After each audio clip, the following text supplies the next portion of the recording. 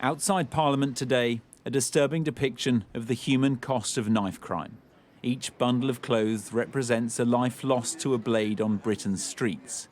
247 in the year to June.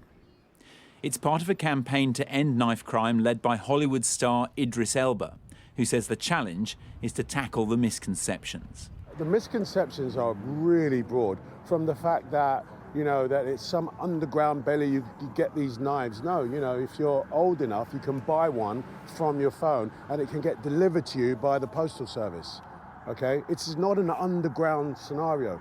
It's not just a black issue. It's not just a London issue. It's a nationwide issue, and it's growing. All right, so this is the big one right here. This is a machete. The actor's calling for an immediate ban on machetes and so-called zombie knives, deadly weapons that often glamorise violence but rip families apart. Yemi Hughes lost her son Andre in 2016. He was just 19 when he was stabbed to death in Croydon, South London. It just turns your whole life upside down.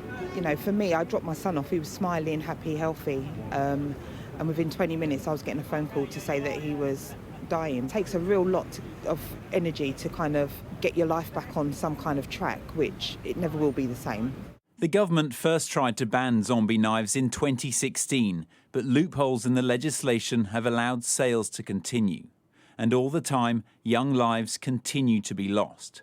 15-year-old Eliane Andam was killed with what was believed to be a zombie knife on her way to school in September, while 16-year-old Harry Pittman was stabbed to death in London on New Year's Eve. This boxing gym was set up to keep young people out of trouble after its founder lost her son to knife crime 10 years ago, a decade in which she says the problems got worse. A lot of things are being said that's going to be done, but they're not actually being done. And that's why it's getting worse. Unless we deal with the causes and we deal with what is needed, it will get worse and worse and worse, and there's no change. And this is life. It's a matter of life and death now.